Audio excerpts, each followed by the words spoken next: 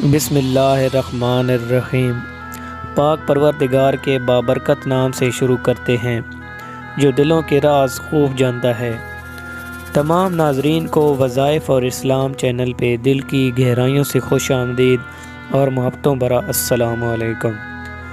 آج کی ویڈیو ایک عبادت گزار واقعہ۔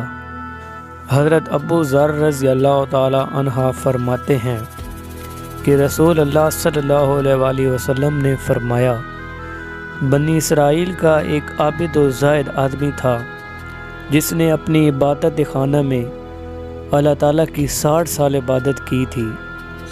ایک دن بارش ہوئی اور زمین سرسبز و شاداب ہو گئی۔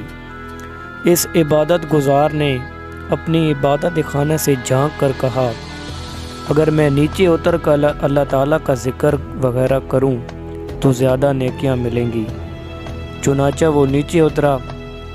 اس کے پاس 1 یا 2 روٹیاں تھیں۔ ایک دن وہ زمین پر بیٹھا تھا کہ ایک عورت اس کو ملنے آئی۔ وہ اس سے برابر باتیں کرتا رہا، وہ بھی اس سے باتیں کرتی رہی۔ آخر اس راہب نے اس عورت سے ہم بستری کر لی، پھر اس پر غشی طاری ہو گیا۔ پھر تالاب میں غسل کے لیے اترا تو ایک ساحل آ گیا اور اس نے روٹی مانگی۔ پس اس نے 1 یا 2 روٹیاں لینے کا اشارہ کیا، پھر مر گیا۔ پھر اس کی 60 سالہ عبادت کا اس بدکاری کے ساتھ موازنہ کیا گیا تو اس کی بدکاری والا عمل اس کی نیکیوں پر بھاری ثابت ہوا۔ پھر ان نیکیوں کے ساتھ اس کی وہ 1 یا 2 روٹیاں رکھی گئیں تو نیکیوں کا پلڑا بھاری ہو گیا اور اس کی مغفرت ہو گئی۔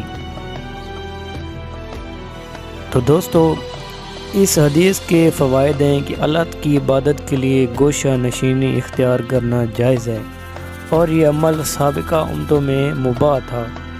انسان جب اللہ تعالیٰ کی نشانیوں میں غور و فکر کرتا ہے تو اس کی معرفت و محبت اور ایمان میں اضافہ ہوتا ہے۔